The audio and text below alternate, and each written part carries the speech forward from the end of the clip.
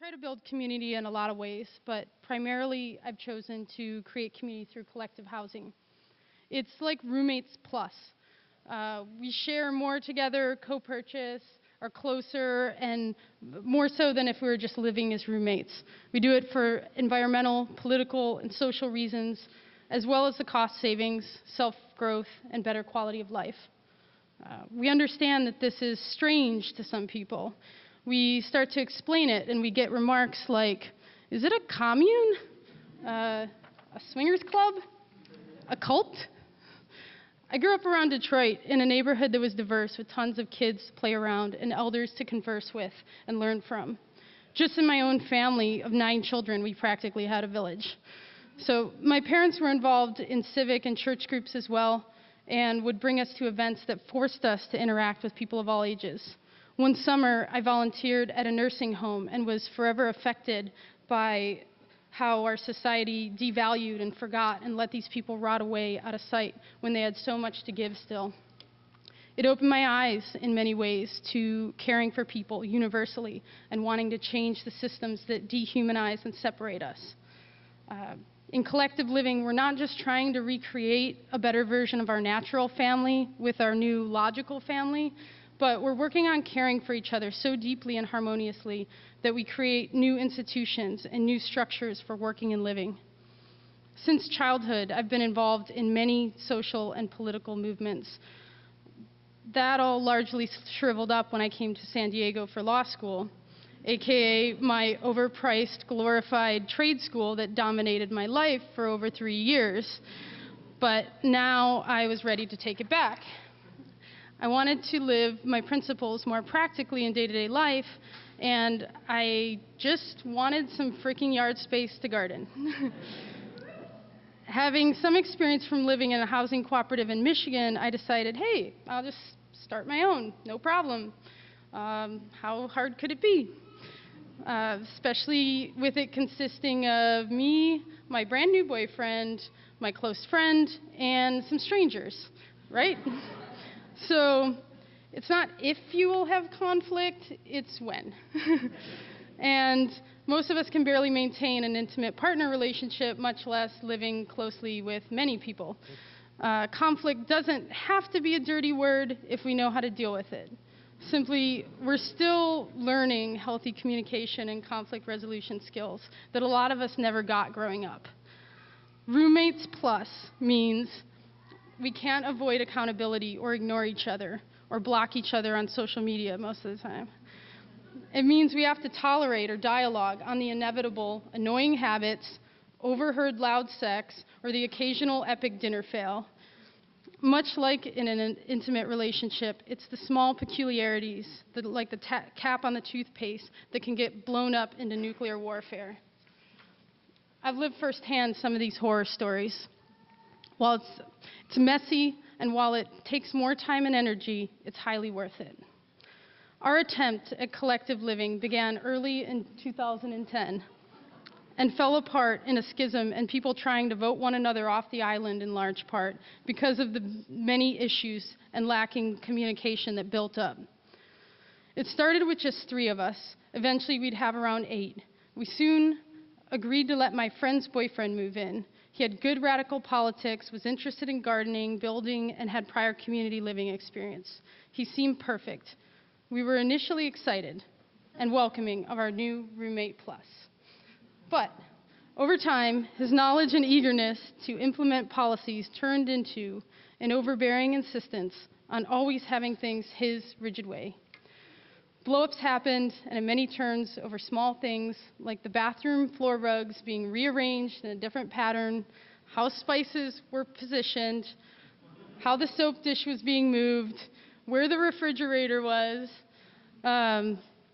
all of these things. You know, we also too could have been much less reactive and flexible.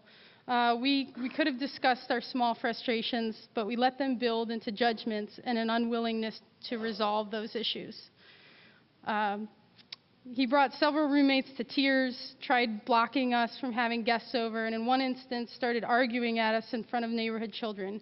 We knew at this point it was too deep and intractable, and we just had to get out. Two of the other roommates banded with him and his girlfriend, so we decided we would be the ones to move out rather than fight it out and keep the house. And still, over a year after we moved out, they couldn't let it go. They broadcasted a defamatory 51-page pamphlet to the entire collective housing email listserv, telling their side of the tale. It was traumatic to have people we trusted so much turn on us. It was heartbreaking to think about moving away from all we cultivated there, from our magnificent gardens to the relationships with the neighbors. I had gotten arrested filming the police in defense of some of these neighbors and spent hundreds of hours of time at community meetings and the local community center and neighborhood planning groups, and now would just be forced to pick up and start over somewhere else. But we realized that we didn't even own this property. We would get kicked out by the landlord inevitably. We still had our trees in containers and decided it was better to leave now than in several more years when we'd be even more attached and hurt.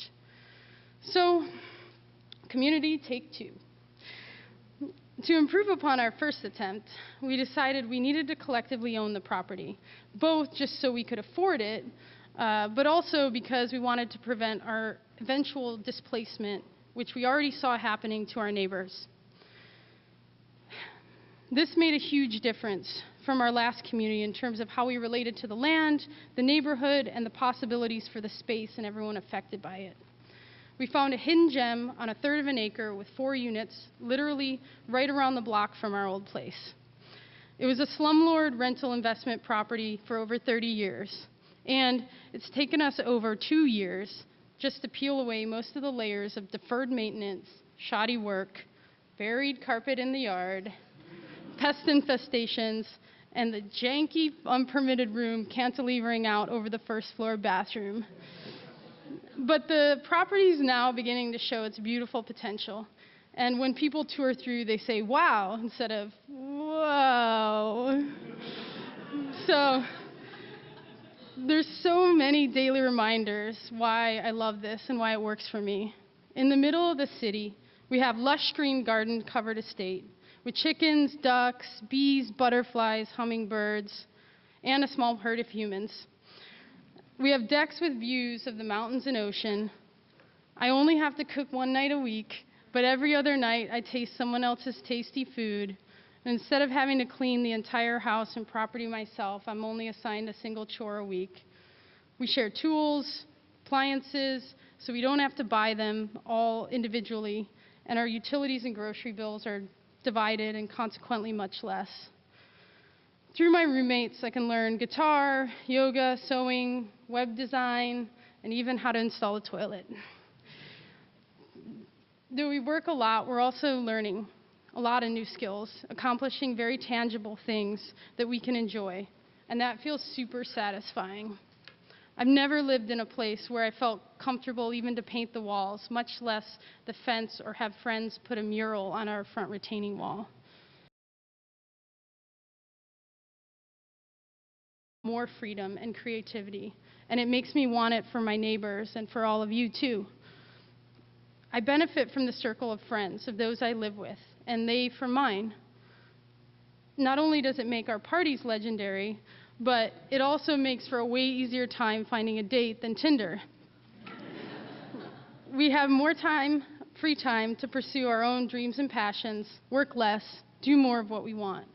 It oddly works, and it feels comfortable, culturally and emotionally, in our houses. This gives us the foundation and support when we feel like we're swimming upstream in this dominant, extractive economy to resist and make change. We have guest spaces and resources that we can use to support those traveling, doing great activist work, or for those marginalized and in crisis. We have space to host events, and we do. And it's fantastic also to know that you can leave for a month and know that all your plants and animals are taken care of while you travel, and you'll have a place to come back to. Maybe.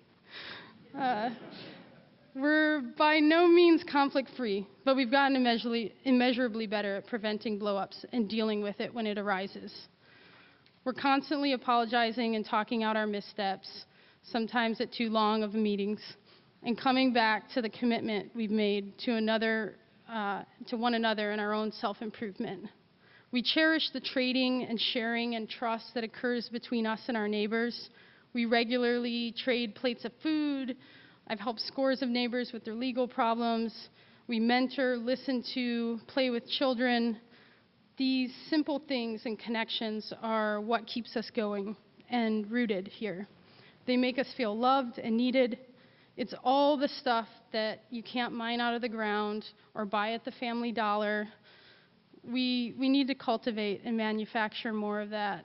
And living collectively is a small way to do that that can have a huge potential impact more broadly.